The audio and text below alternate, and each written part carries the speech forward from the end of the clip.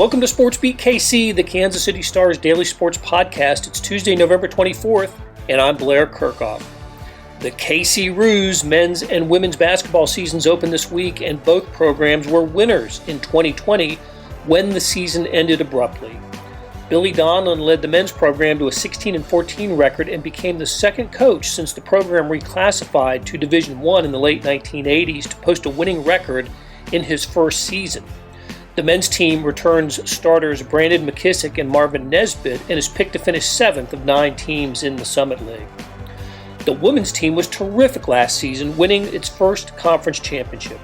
After a break, Coach Jacie Hoyt, who's beginning her 4th season, will tell us about the team's emotions after the thrill of a title run and then the disappointment of not playing in the conference tournament.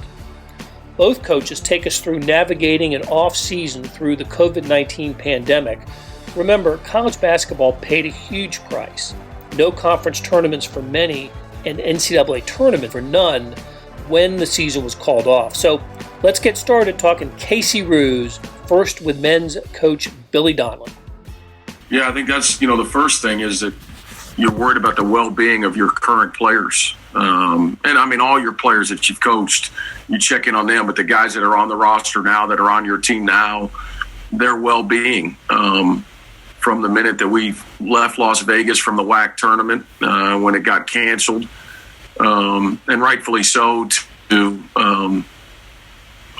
through that time, once everybody got home safely, and we didn't have the handle on the virus or the knowledge about the virus that certainly we have now as a country. I think that it's a scary time still. But I think it was scarier then because we didn't have as much information and the science and the data. So, it's been like no other time, Blair. And I think the other part of it is I've always, being the son of a coach, I think you learn pretty quickly that our profession, we all just steal from everybody else. You're not allowed to plagiarize when you're in school, but man, as a coach, plagiarism is accepted. And almost you better do it if you want to have success. And so being a coach's kid, I knew at an early age, like trying to talk to as many different coaches, people, players to grow your own knowledge. But on this one, nobody's ever been through it. And so you certainly, I'd reached out to Chris Collins. I reached out to Brad Burnell. I reached out to Coach Beeline and many others, but no one had ever been through it. And so you're still taking educated guesses on what you should do. It's been a trying time. We've got great kids. We've got a great support system, great families. And so we've just tried to do the best we can and in managing it with our current guys. And then you're managing it. Your staff has families. My coaching staff is married. Many of them are married and have kids themselves. My wife's pregnant, which is a blessing. Obviously, but it's we have a 19-month-old at home. I have a 15-year-old daughter, and I don't say that everybody in the country is going through it, but you're managing all these different things at a time because let's face it, when you're a college coach, hopefully job number one is developing young men. Hopefully that I get it. If you don't win enough, they fire you. I've experienced that firsthand. If they're not happy with you, they fire you. But at the end of the day, you can do a good job and get fired. But can you look in the mirror and hope that you're doing the right thing by your kids? And that's, for me, has always been job one. So then with recruiting, it's a challenge. It's a great challenge on a lot of levels and this happened in the spring. I don't think people have talked about this enough. Our business, if you're looking at the total of all the Division I schools, Blair, I don't necessarily mean the Kansases, the Dukes, the Kentuckys. But I think the majority of recruiting now happens in the spring. More players get signed, more transfers, grad transfers, junior college players happen in the spring. And so when you look at March, everything being shut down, already on rosters for this year, for the current season that hopefully we're going to play, kids made choices without seeing schools. Coaches didn't get to meet in person with young people that are on their roster. I didn't get to go look a young man in his eyes, shake his hand, meet his mom, meet his dad, and physically meet people.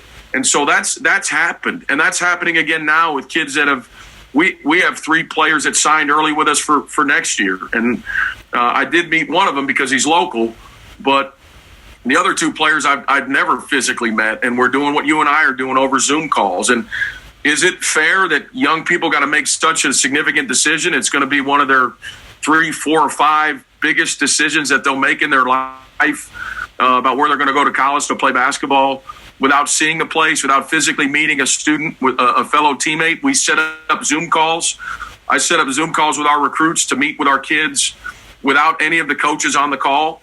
So we just organized it and then hung up, and then they could ask whatever they wanted. But we tried to do the best we could to make parents, kids comfortable, and to make ourselves comfortable too, because we're on the other side of the deal. So I don't have any I don't know if it's gone well. If it hasn't gone well, I really don't know. I think it's gone better than not because our players are happy. Our current players are happy. I think their families are happy with how we've handled everything. And I gave you a really, really long-winded answer, but it's a lot of time has passed, so I apologize for that. But there's a lot. Yeah, but as you said, though, everybody's in the same boat. All 350 Division I and all the D2s and 3s and NAIAs and everybody, the thousands and the tens of thousands that play college basketball, all in the same boat, all facing the challenge of a lifetime. Really, this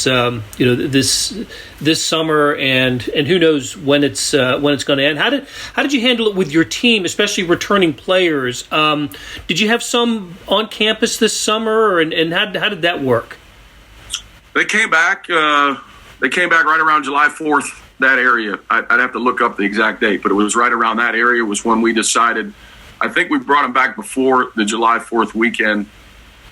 So they weren't at risk. And I think, look, everything's getting argued on both sides of this, however you feel about it.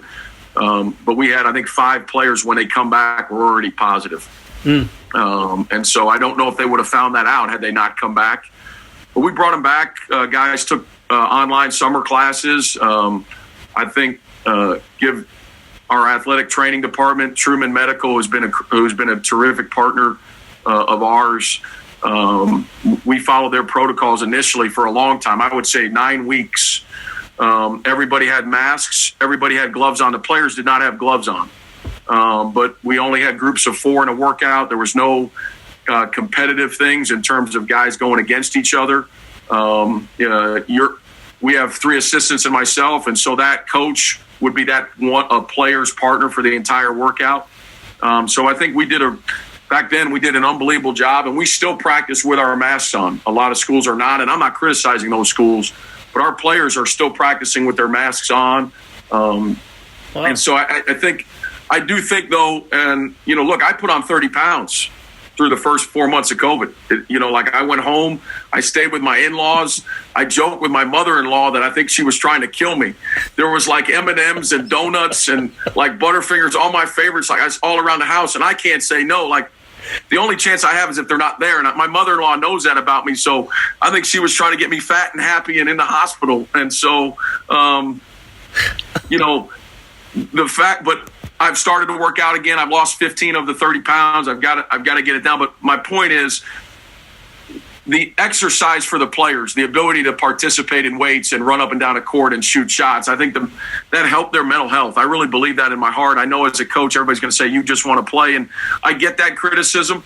But I really believe that just having some form of normalcy really helped our guys. And so that's what we did for the first 8 or 9 weeks. It wasn't until September that we were allowed to go with 10 guys at once. And even then, early September, we couldn't go live. So I think we were one of the last schools to go live and go contact. Let's get into the team a little bit. You got a handful of guys with starts under their belts, but a couple with that you'd consider returning starters in Brandon McKissick and Nesbitt. So how do you build around those guys? And is that the idea going in? Well, certainly offensively, the ball is going to be in Brandon B-Mac's hands a lot, and we're going to play with him a lot of the times. I think Marvin is our best returning three-point shooter. He's a really tough kid that can defend four positions, and then depending on how small you play, occasionally he could guard a five-man, an undersized five in today's modern basketball. So Marvin's strengths are not always you don't always see it in a box score, what he brings to a table. But in terms of Brandon will be the one we give the ball to, and he's going to have to make a lot of the plays down the stretch. There's some pressure on him there, but you're a senior, and so that's what you sign up for. I think everybody else, the guys that you refer to, Zion, who started toward the end of the year, Frank Camgain, who's from Kansas City, and then Josiah Alec, who's a sophomore, who we think is going to be really good. All those guys, and this is not – I think we have one of those teams that early on we're probably going to get hit in the mouth some because all these guys have to grow into different roles. Even the returning guys that played significant minutes.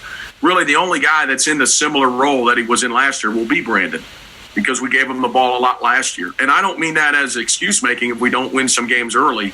I do think we're a team that can develop and compete for a Summit League championship. It's just, you're just not going to – I don't think we're going to see it immediately. And if you don't see it by January or February, then certainly criticize me. I raise both hands in the air. But I think we have some youth. We have some guys that need to get game experience. And you know what? If there was ever the worst time to not be able to play a scrimmage against somebody else with a certain team, it's with our team this year. And I'm not, again, like, we don't have a veteran group back. Like, you do learn by, getting hit in the mouth a little bit in a close scrimmage against another Division I school where you can show your young guys, this is what we've been telling you in practice. And sometimes they need that. And, us not having that, and nobody else has had it. But I think if we had a veteran team, I don't think it would be as big of a deal. So we just kind of get caught in that crossfire a little bit. But I'm excited about our team. I agree with you. I think, the trade-off from the WAC, there's nobody in the Summit as good as New Mexico State. And I don't mean that disrespectful. The Summit has some excellent teams. But from top to bottom, right now the Summit top to bottom is a tougher league. And so it's pick your poison. Do you want to have more balance or have that time where you got to, in order to make the NCAA tournament, you got to beat a Goliath like New Mexico State? And so it's the great challenge of the Summit is it's the best three-point shooting league in the country. It's like nothing I've ever seen. They're top three in percentage and makes. And being a basketball guy, Blair, that's really hard. A lot of times if you shoot a really high percentage, you shoot good shots and you don't make as many. Right? Or if you make a lot, you shoot a lower percentage because you're a high-volume three-point shooting team. This league is both.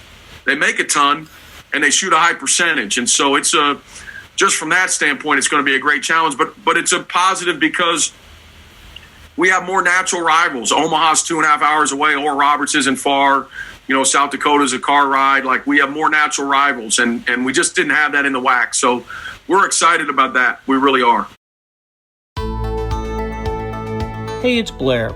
We have a special subscription offer for SportsBeat KC listeners, unlimited digital access to the Kansas City Stars award-winning sports coverage. Sign up now for 1 year of Sports Pass for access to all the sports news, features, and columns presented on the kansascity.com site, and it's only $30. That's a 40% savings off our regular rate. Your subscription will automatically renew after the initial term at $50 unless you tell us to cancel. Your subscription helps support the sports coverage of kansascity.com and the Kansas City Star, and that support has never been more important. Please visit kansascity.com/SportsBeatKC offer to get this special offer. And as always, thanks for listening. I wouldn't say it was easy by any means. It's still not easy. You just feel like there was something that was robbed from you, and it was a really hard conversation to have with our players, and nothing can really ever prepare you for something like that. So it certainly wasn't easy, and something that I think about daily, to be honest. Mm-hmm. But at the same time, just perspective is really important, and there's a lot bigger things that have been going on in our country since that all started with COVID hitting us. And so, just perspective, I think, is really crucial. And we talk about perspective every day as a team and just really try to be grateful for what we do have, knowing that just like our postseason was taken from us, other things can be taken as well. So it bittersweet is a good way to put it. It's taught us a lot of lessons, and it's really unfortunate that it happened that way. But at the same time, I think it's made us all better people. It's made me a better coach. It's made our players have a different perspective that they wouldn't have without that happening. We actually did not have our team here this summer. I made that choice for us on the women's side, just to, I don't think there was a right or a wrong way to go about it, but I felt that it was best for our players to stay home with their families. And we have such strict protocol here that a lot of them were better off wherever they were at home in terms of having the resources to work out. So we didn't actually get together as a team until school started. But you're right. We have certainly connected in different ways. And, the thing about this team is all of those things that we've been going through have helped us grow and, mature and see things differently. But at the same time, we've always been an incredibly close and connected team. And, you saw that, in our championship season. So it's just been cool to connect in other ways outside of basketball. Yeah, so I imagine a lot of Zoom, a lot of hanging out, a lot of. Did you monitor workouts that way this summer as well? Did you have the players just keep you updated on what they were doing on a pretty regular basis? Yeah, we did. We met weekly as a team. I had weekly one-on-one Zooms or phone calls with each of them. And, it was really a challenge for me as a coach because I had to really kind of let go of some of that control that we normally have when they're here with us. And we just really, as coaches, had to trust, that they were doing the right things because with the NCAA restrictions, we couldn't necessarily, have that control that we've had in the past. And then it was a real challenge because for example, one of our best returning players, she lived on the 26th floor of a high-rise building in Chicago where, she didn't, they were in such a lockdown there. She couldn't get in a gym for the longest time. She couldn't go to a park.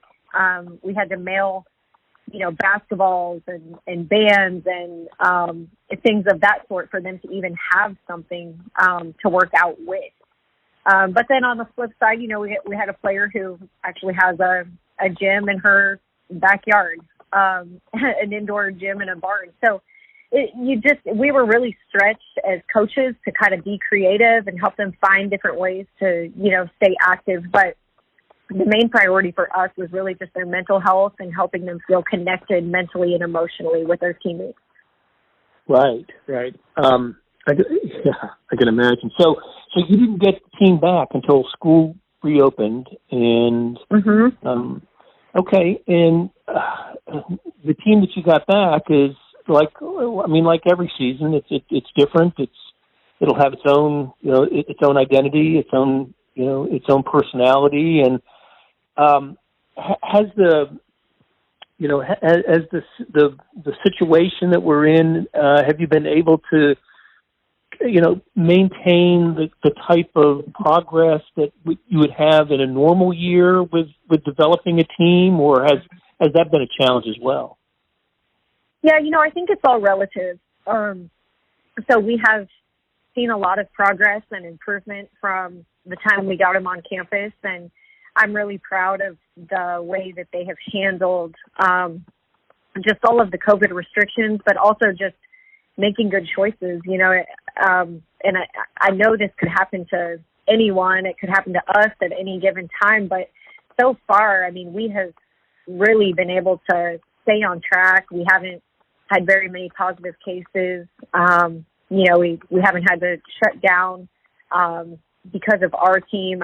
We've really been able to I think, get more practice time than some other programs. Again, I know I don't judge that at all because I know that, we could be that program tomorrow. But it's been a challenge, but at the same time, I think that we've progressed really well. And, again, just the perspective that we have. So one of the things that we have really embraced is just this attitude of gratitude this year. And so every single practice that we get to have, we celebrate it, we soak it all in. Not that it's not hard, but man, we sure just appreciate it in a different way. So it's been good. I've been proud of, like I said, the way they've handled it and just the progress and improvement they've made. And we're just now, I think, starting to gel and get that chemistry that we are going to need to carry us through the season. And I think we're figuring it out, hopefully at the right time. We'll see next week. That'll do it for today. Thanks to our production staff of Derek Donovan, Randy Mason, Beth Welsh, Jeff Rosen, Chris Fickett, and Savannah Smith. Links to stories about UMKC, the KC Roos, can be found in the show notes and on kansascity.com. Hey, we've got another deal for you, especially for those that want a deep dive into the Stars' terrific Chiefs coverage. For a limited time, you can subscribe to Sports Pass for 99 cents a month. That's right, 99 pennies a month. After 3 months, it auto-renews at $5.99 a month unless you cancel. How do you get it? You go to kansascity.com/SportsPass2020. That's kansascity.com/SportsPass2020. Do you want more than just sports coverage? I know I do. Check out the entire Kansas City Star product. Sports news, features, commentary, analysis, the whole thing. You get all the stories written by my talented colleagues, plus additional news, sports, and business coverage with the e-edition.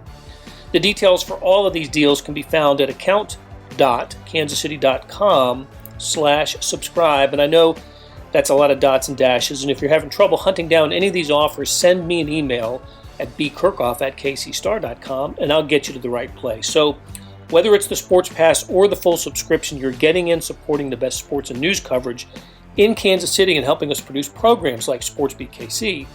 Thanks for listening, and we'll be back on Wednesday with another episode.